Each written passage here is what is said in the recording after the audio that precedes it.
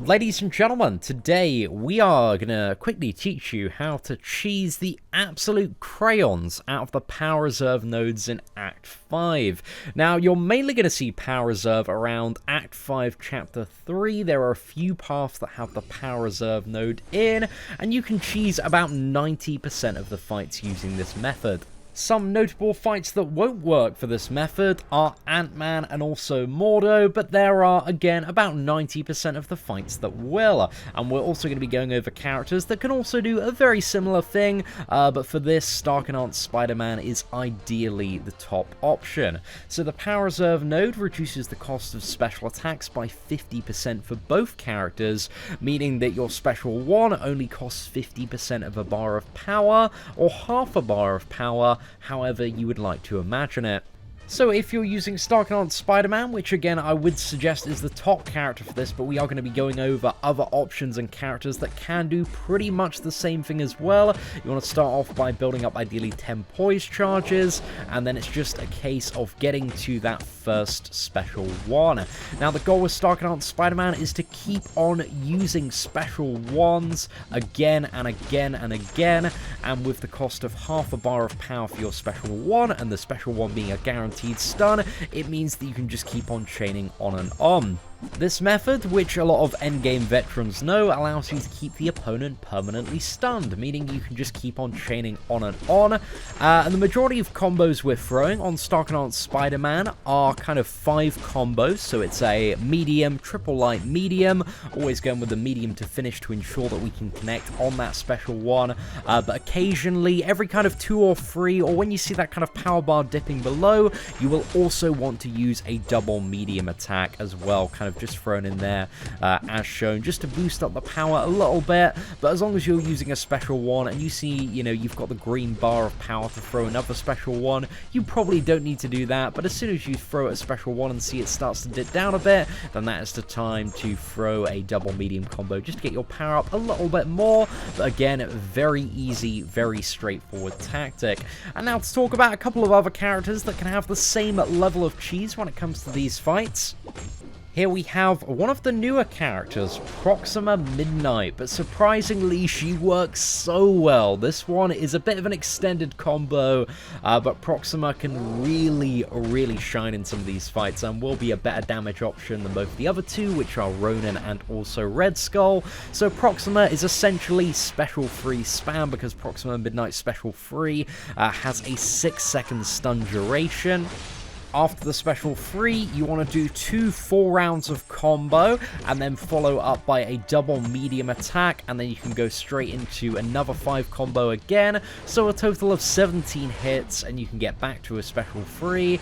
It is a little bit longer to pull off, and maybe there is a bit more room for error when it comes to the Proxima Midnight one, but the damage with Proxima can really start to ramp up over time after a few Special 3s, and she might be a bit of a quicker option if you do have her as a 4 or 5-star character.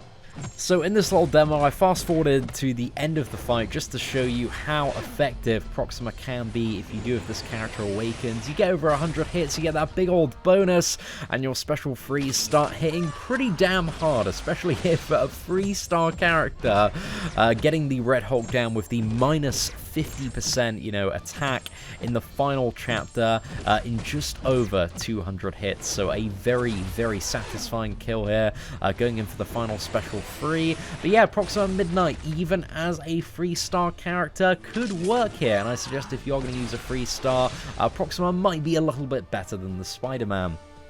Another very consistent couple of options include both Ronin and also Red Skull. However, these characters are very time consuming because they don't deal very much damage, so they're just a bit of a pain in the ass to use if you do want to play either one of them.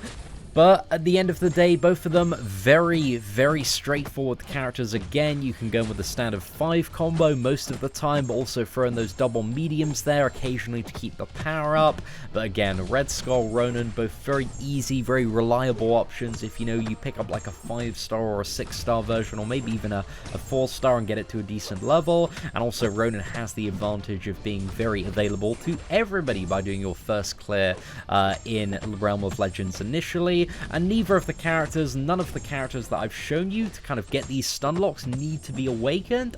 However, one thing that you will need is the mastery if you don't already have it, increasing stun duration, but for pretty much kind of every basic mastery setup, like, that is included in it. So just as a heads up, if this isn't working quite for you, it's probably because maybe you don't have that mastery increasing stun duration, or you're being a little bit too slow.